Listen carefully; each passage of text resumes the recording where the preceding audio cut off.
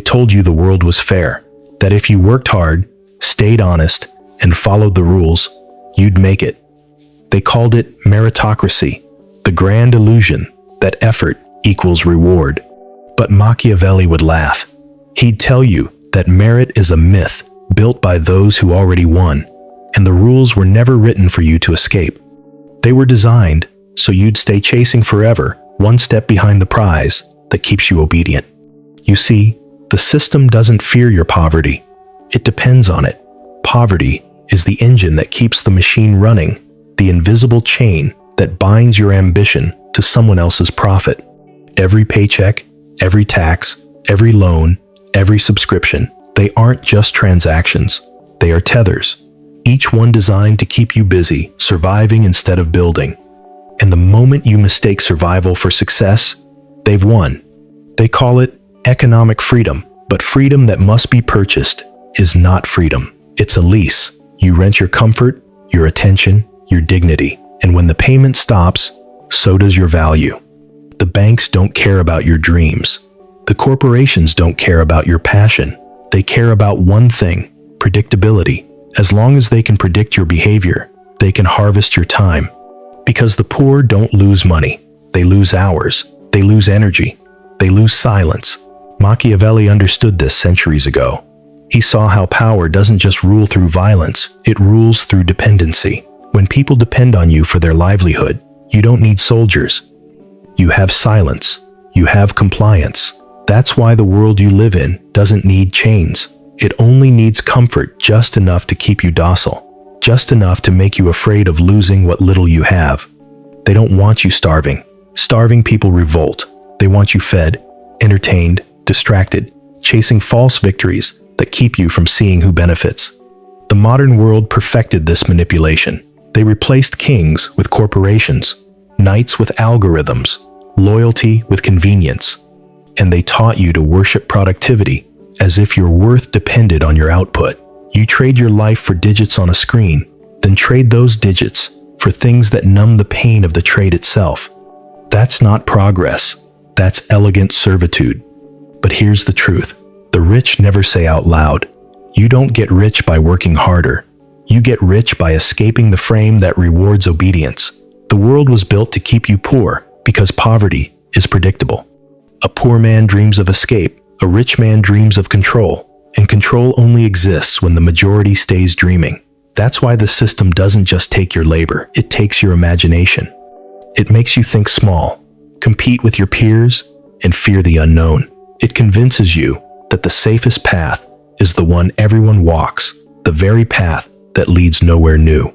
To get rich in this world, you must first see the game, not the one they show you, the one they hide.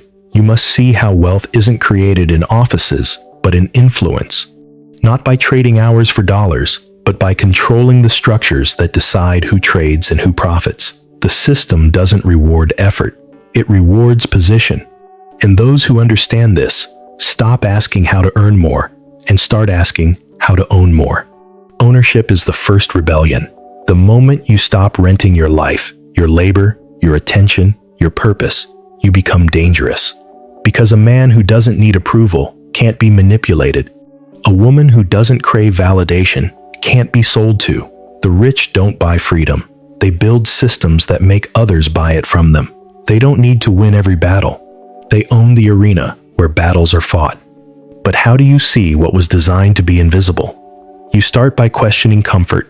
Every convenience has a cost. Every discount hides a debt. Every piece of entertainment has a price beyond money. Your focus, your momentum, your mind. You think you're consuming, but you're being consumed. Your attention is the currency, and your distraction is the tax. Machiavelli would tell you, stop trying to win the game they built. Build your own. Stop playing the role of the worker, the customer, the voter, the follower. Those are titles given to the obedient. The powerful choose their own labels: creator, owner, architect, manipulator of systems. Because once you start seeing the economy not as a marketplace, but as a battlefield for control, you'll stop asking how to earn more and start asking how to command flow of money, of influence, of belief. You've been told to think of money as the goal. That's how they trap you. They make you chase the symbol instead of the source. The real currency of the rich isn't money. It's leverage. Leverage over time, over perception, over dependence. The rich don't trade effort for income. They trade structure for obedience. They build frameworks so powerful that other people's survival depends on keeping them wealthy. That's not greed. That's architecture. And this architecture begins with perception. The world keeps you poor by teaching you to fear complexity. Investing is risky. Business is hard. Debt is dangerous. Lies. Complexity is the moat that protects the castle. The moment you learn the rules behind the curtain, you realize how simple the game truly is. Money flows toward control, not labor. Toward authority, not approval. Toward patience, not panic. The poor chase velocity. The rich master gravity. You want to get rich? Stop thinking like prey. Prey reacts. It runs, it consumes, it hides. The rich are predators of systems, not of people. They study the rules that govern motion, taxation, psychology, access, information, and they position themselves where value converges. You don't need to outwork the world. You need to outposition it. Because every empire, every corporation, every fortune was built on one principle: control the gate, and you control the gold. The world was built to keep you poor by convincing you that gates don't exist, that opportunity is equal, that fairness is real. It's not, but that's good news. Because once you accept the world's bias, you stop waiting for permission. You stop expecting justice from systems built to exploit compliance. You stop asking how to be liked and start asking how to be necessary. That's the first key to escaping poverty. Become necessary. Not to a boss, not to a trend, but to a network that can't function without you. When you're necessary, money chases you. When you're replaceable, you chase it. The poor build skills. The rich build dependencies. The world will always try to make you feel small, because small minds are easy to guide. But once you understand that every system, government, business, media, runs on human psychology, you realize the game isn't played with money, it's played with belief. And the one who controls belief controls wealth. The first Machiavellian law of escaping poverty, then, is simple. See the illusion for what it is. Poverty isn't just the absence of money. It's the presence of control. And the only way to break control is not rebellion, it's redirection. Redirect your focus from income to influence, from survival to structure, from emotion to execution. Because the world is not designed for you to win, but it can't stop you from building your own rules. And once you see that, the game changes forever. The poor think poverty is an accident. The powerful know it's an architecture. You weren't born into a broken system.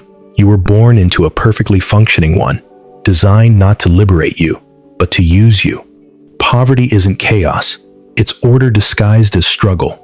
Every structure, every policy, every cultural myth serves a single purpose: to keep you believing that survival is your responsibility, while profit is theirs. Machiavelli would call this the politics of dependency, the art of shaping citizens into servants without them realizing it. The rulers of your age don't wear crowns, they wear brands. They don't tax you through armies, they tax you through algorithms, and their greatest weapon isn't force, it's fatigue. A population too exhausted to think critically will defend the very system that exploits it. That's the genius of modern control. They make you fight for your own chains. Look at how the architecture is built. Education doesn't teach freedom, it teaches compliance. You're trained to memorize, not to question, to chase grades, not mastery. You graduate fluent in submission, ready to obey, to wait for permission, to exchange creativity for a paycheck. You were taught how to serve, not how to strategize. And the moment you start believing that degrees equal destiny, the machine wins. Then comes debt, the silent governor of your ambition. The system sells you dreams before you can afford them, so that you'll spend the rest of your life paying for them. College loans, mortgages, credit cards, they call it opportunity, but it's ownership, not of wealth, but of you. Every dollar you owe is a thread in a web that keeps you still. Because people who owe can't rebel. They can only comply. The debt economy isn't about finance. It's about control. Next, they sell you the illusion of choice. Hundreds of careers, thousands of products, millions of distractions. But look closer. They all feed the same masters.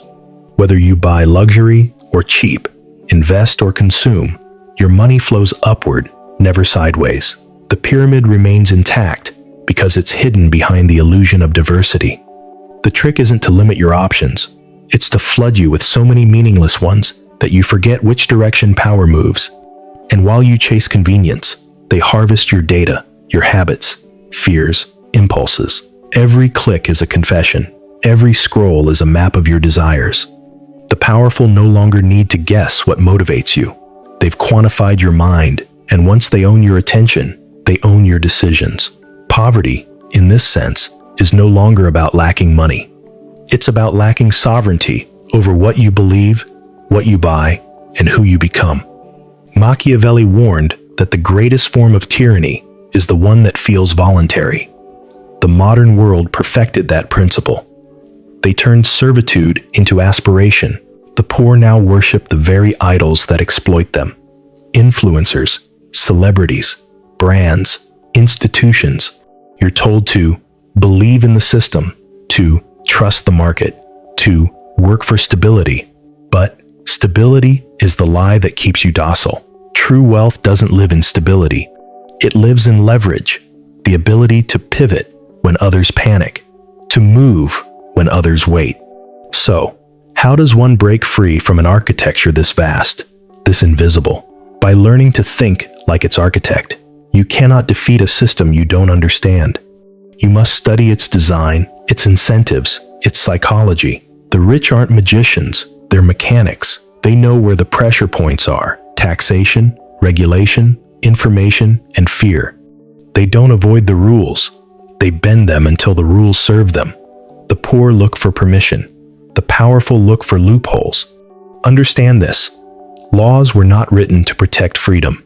They were written to protect order, and order always benefits the architects. That's why true wealth requires not rebellion, but asymmetry. The skill to play a different game inside the same arena. While others compete for income, you compete for control. While they work for money, you make money work for you. The system keeps you poor by convincing you that morality means obedience. But Machiavelli knew that morality, when dictated by the powerful, is just another leash.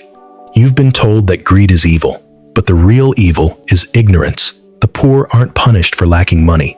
They're punished for lacking perspective. They believe wealth is a destination, not a design. So they chase money as if it were freedom itself, never realizing that money without control is just gilded dependence.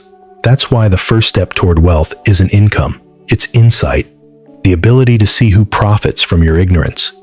The architecture of poverty survives because people defend it emotionally. They attach identity to struggle. They glorify hardship as proof of virtue. They say things like, money isn't everything, or at least I'm happy, as if comfort were a sin. But happiness without autonomy is sedation, and poverty, disguised as humility, is still servitude. The powerful understand this psychology well. They weaponize guilt. They teach you to distrust ambition, to equate success with corruption, so that you never dare to outgrow your assigned place. Meanwhile, they celebrate role models who appear to rise from nothing, the exception that proves the rule. These stories keep the poor hopeful, not free. Hope is the leash they pull when fear stops working. You wait for a miracle while they collect rent on your patience. Machiavelli would tell you, stop waiting. The system isn't broken. It's functioning perfectly for those who understand it. And the moment you stop expecting fairness, you start finding leverage. The key isn't to destroy the architecture, but to climb it silently, learn its mechanisms, how money moves, how policy shapes markets, how narratives create demand. Don't fight from below, build from within. Because the architects of wealth don't need to be liked. They need to be indispensable. They don't shout, they structure. They move quietly, while others argue loudly about justice. They don't waste energy on outrage. They study incentives and design outcomes. Poverty persists because people think power listens. It doesn't. Power calculates. The rich don't respond to emotion. They respond to exposure when their control is threatened, not when their morality is questioned. That's why your outrage changes nothing. The system doesn't care how you feel. It cares where you spend. Attention is currency, and every time you react, you pay. So, Machiavelli would ask you, what do you own that can't be taken? What income survives silence? What freedom remains if tomorrow the system closes its gates? If your answer is none, you're not free. You're financed, and the difference between the two is everything. The world built to keep you poor thrives on that difference, because dependence disguised as stability feels safer than freedom that demands risk. The second law of escaping poverty is this: understand the architecture before you climb it. Study how the poor are made. Study what they're taught to fear. Study who benefits from their comfort. Because once you know how poverty is engineered, you can engineer its opposite, not wealth as luxury, but wealth as autonomy. The goal is not to have more, but to need less. The system feeds on your need. Starve it. You will never escape a trap you refuse to admit exists. But once you see its design, every rule, every narrative, every convenience crafted to pacify you, you'll stop asking for freedom. You'll start building it, quietly, ruthlessly, strategically. Because in a world built to keep you poor, seeing clearly is already an act of rebellion. To escape poverty, you must not move faster. You must move differently. The poor think in speed. The rich think in structure. Because no matter how fast a rat runs, the maze still wins. Machiavelli would tell you, the key is not to win inside their game, but to make the game obsolete. You escape, not by rebellion, but by reinvention of your role, your leverage, your dependencies. The first principle of escape is observation before motion. The poor are taught to act, to hustle, to do something. But movement without direction is just exhaustion. The powerful, on the other hand, move slowly. At first, they watch, they map, they measure. They don't seek opportunity, they seek pattern. Because every structure, no matter how rigged, contains flaws. The system that keeps you poor is full of openings, small cracks where control leaks. Most people never see them because they're too busy surviving. But Machiavellian strategy begins with stillness. You don't conquer the world by running at it. You conquer it by understanding where it bends. Study the flows, where money moves, who controls its gates, and what stories justify its motion.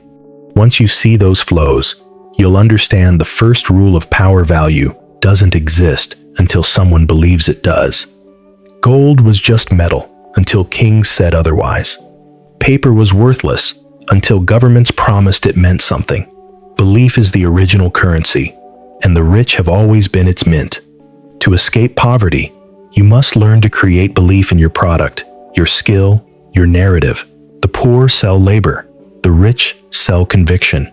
The second principle is asymmetry. The system thrives because most people play symmetrical games, exchanging equal effort for equal reward.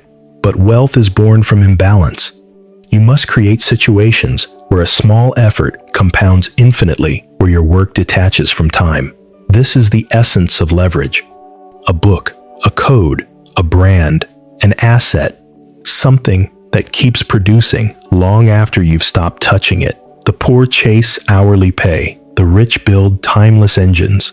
They understand that freedom isn't earned. It's engineered. Machiavelli would warn you, never confuse fairness with strategy. Fairness is the morality of the powerless, a code that keeps you predictable. The rich don't aim for fairness. They aim for advantage. And advantage doesn't require cheating. It requires clarity. Once you stop expecting the game to be fair, you can play it intelligently. The rich study incentives like generals study terrain. They ask, who profits if I lose? And who suffers if I win? They don't chase opportunity, they design dependence. Here's the third principle. Information is leverage. The modern poor drown in information, but starve for interpretation. You scroll, you read, you consume, but you rarely use. The rich understand that the value of knowledge isn't in possession, but in precision. Knowing one thing, others don't. The right market, the right timing, the right contact can create fortunes. That's why they build networks, not audiences. 1 million followers don't matter if you can't move their attention toward profit. The rich don't collect people. They cultivate nodes of access, because one well-placed relationship is worth more than 1,000 empty connections. To build such leverage, you must master 2 arts Machiavelli would revere: perception and patience. Perception builds entry. Patience builds empires. The poor rush to display results. The rich delay visibility until position is secure. Every empire begins in silence, in the shadows of learning, failing, adjusting. The system teaches you to perform progress, to post your effort, to announce your ambition. That's a trap. Visibility without control is vulnerability. The moment they can measure your rise, they can design your fall. You escape poverty, not by proving your worth, but by making your worth undeniable. And that begins by creating something the system cannot replicate cheaply: originality, expertise, credibility. Once you own that, money becomes gravity. It moves toward you naturally. The mistake of the poor is believing wealth is taken from others. It isn't. Wealth is magnetized. It flows toward competence, confidence, and control. The world doesn't reward effort. It rewards certainty. And certainty is a skill built by learning the laws of consequence. 4th principle: separate emotion from execution. Poverty thrives on emotional decision-making: fear, impulse, pride. The market loves reactive minds. They buy high, sell low, argue loudly, and learn slowly. The rich, however, think like predators: cold, quiet, calculating. They don't act when they feel. They act when conditions align. That's not cruelty. It's clarity. The one who controls emotion controls timing, and timing is wealth. The poor waste energy proving they're right. The rich invest energy ensuring they win. You must also understand the psychology of sacrifice. The poor sacrifice time for comfort. The rich sacrifice comfort for time. One spends years to earn weekends. The other endures discomfort to earn freedom. Machiavelli would say, "He who fears discomfort is already conquered." The system keeps you addicted to comfort because comfort kills momentum. But wealth grows in discomfort and risk, in uncertainty, in solitude. You cannot rise if you fear temporary pain. Poverty is the tax you pay for avoiding it. 5th principle: build invisible leverage. The most powerful forms of wealth aren't seen. They're relationships, systems, reputations, and intellectual property. The poor chase visible symbols, cars, brands, luxury proof of progress. The rich chase invisible infrastructure, automation, equity, ownership proof of permanence. They understand that wealth shown is wealth weakened because visibility attracts envy, regulation, imitation. The rich move unseen until movement becomes inevitable. That's why your first million should look like nothing at all. Power grows best in silence. You must unlearn what the system taught you about risk. The poor are taught that risk is dangerous, but the greater danger is stagnation. Risk isn't about gambling, it's about calculation. The rich don't take reckless chances. They take inevitable bets, positioned where probability bends toward them. They don't hope, they hedge. They know that control is not about certainty, but about margin. The poor want guarantees, the rich want options. And every option you create: a skill, a business, a connection, reduces your dependence on the world that wants to keep you still. Now, understand this clearly. Escaping poverty is not about becoming moral or immoral. It's about becoming sovereign. The Machiavellian mind doesn't ask, "What's right?" It asks, "What works?" Ethics are luxuries of those with leverage. Until you have control, your morality is currency for others to spend. Once you gain autonomy, you can afford virtue. The powerless preach ideals. The powerful practice results. The 6th principle: Build power before you need it. The poor prepare for crisis after it arrives. The rich prepare before the storm, because the world always punishes the reactive. Economic crashes, technological shifts, political changes, they don't destroy wealth, they transfer it. The rich don't survive crises, they harvest them. You want to be rich? Stop fearing volatility. Learn to profit from it. Every collapse hides an opening for those who planned ahead. But here's the most Machiavellian truth of all. You will not escape alone. Individualism is another myth the system sells to isolate the ambitious. No one builds empires alone. Every fortune stands on networks of trust, influence, and exchange. The poor compete with each other. The rich collaborate to control competition. Poverty divides. Wealth organizes. If you want to rise, align with those who see what you see. Build tribes of leverage, not audiences of applause. Influence grows fastest in silence, between those who understand the game but never announce they're playing it. The third law of escaping poverty, then, is this: build leverage before luxury. Every dollar that buys status weakens structure. Every hour spent impressing the ignorant steals time from mastering the intelligent. Delay glory. Build infrastructure. The system you're escaping will tempt you with validation, the applause that feeds ego but empties potential. Resist it. The goal isn't to be seen as rich. The goal is to become untouchable. Escape isn't loud, it's surgical. It's the quiet transfer of dependency from others to yourself. It's the moment when the world no longer dictates your schedule, your income, your beliefs. And once that happens, once you no longer need their approval, you'll realize the rich aren't lucky. They're architects. And you were never poor. You were just building someone else's empire. There comes a moment in every mind that begins to awaken, a moment when the noise of the world stops sounding like truth and starts sounding like strategy. That's the moment you stop believing in fairness. That's the moment you begin to see the world as it is, not as it pretends to be. And that moment, though quiet, is your rebirth, because the poor live inside illusions, and the rich design them. Machiavelli once wrote that men are governed more by imagination than by reality. Centuries later, nothing has changed. The modern world is a theater, and most people die as spectators. But the rich, the true architects, are the playwrights. They write the script of society, what is valuable, what is desirable, what is moral. And while the crowd fights for the meaning of the story, the writer collects the profit. The final step to escaping poverty, then, is not wealth, it's authorship. To write the story instead of performing in it. Because whoever writes the narrative rules the world. The poor read news. The rich create news. The poor consume culture. The rich shape it. The poor argue about power. The rich institutionalize it. The lesson is clear. You cannot win inside a script written to keep you humble. You must write your own, even if no one understands it at first. The fourth Machiavellian law of wealth is this: control the narrative before it controls you.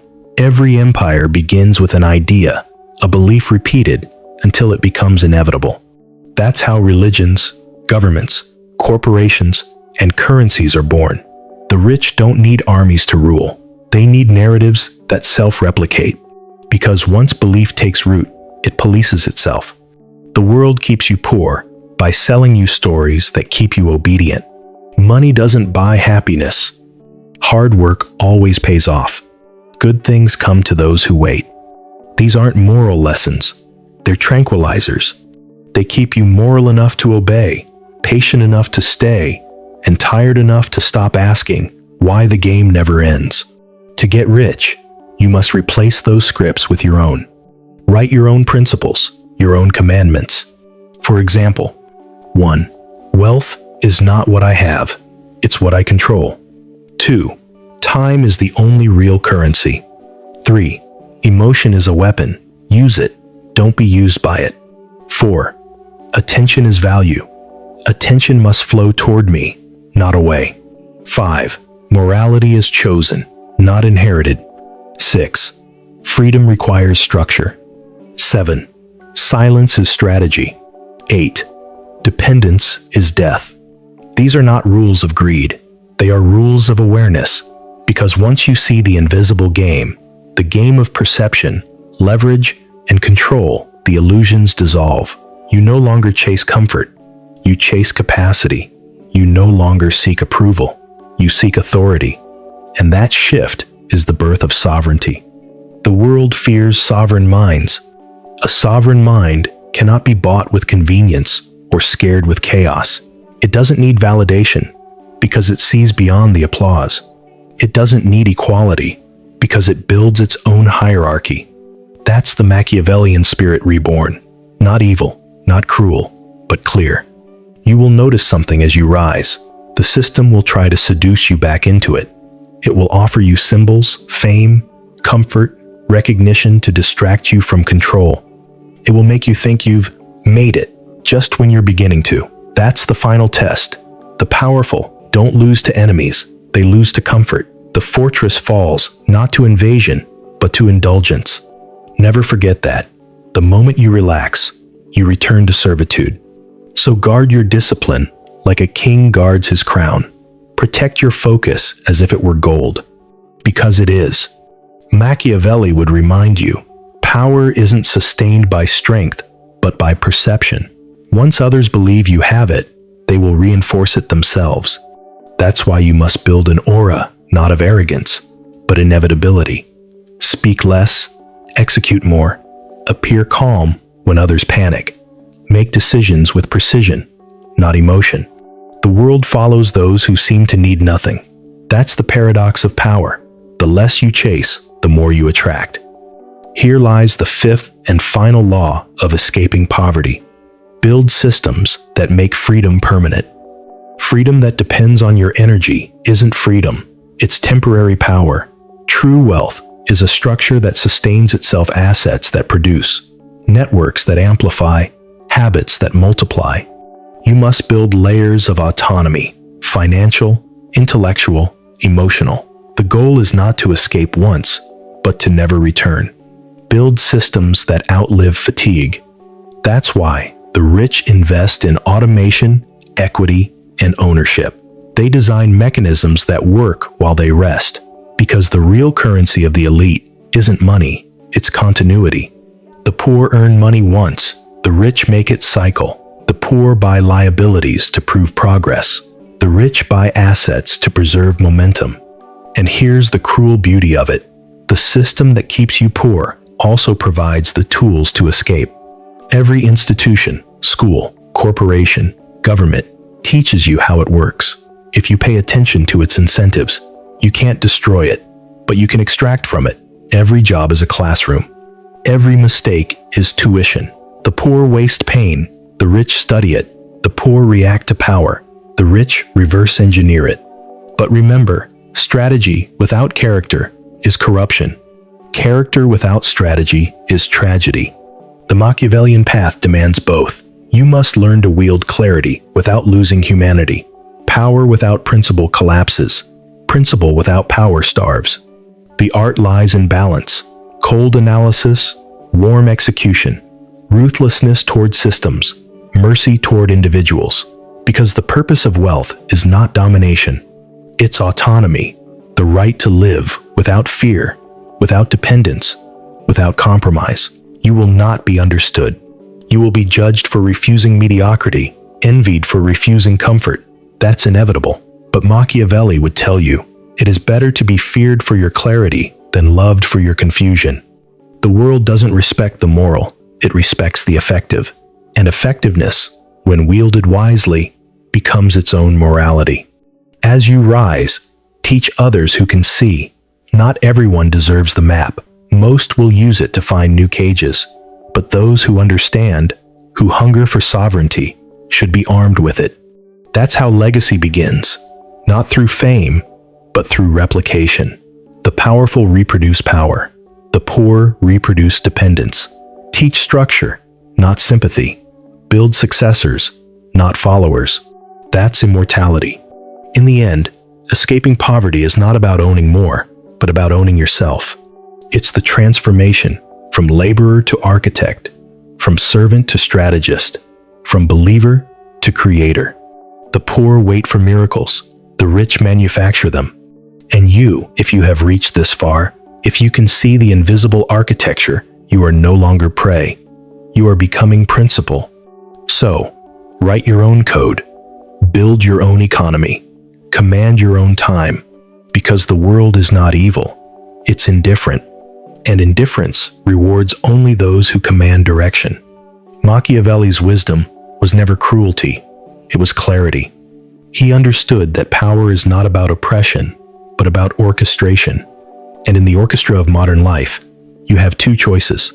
Play the notes you're given, or compose your own. One path leads to comfort, the other leads to empire. And if you are brave enough to choose the latter, to see through illusion, to act with calculation, to build systems that answer to no one, then one day you will look back at the world that tried to keep you poor and smile, because you'll realize it never had the power to stop you. It only had the power to distract you. Now, you hold the blueprint. You've seen the architecture. You understand the laws. The rest is execution. Quiet, consistent, relentless. Because in a world built to keep you poor, the greatest revenge is not rebellion. It's mastery.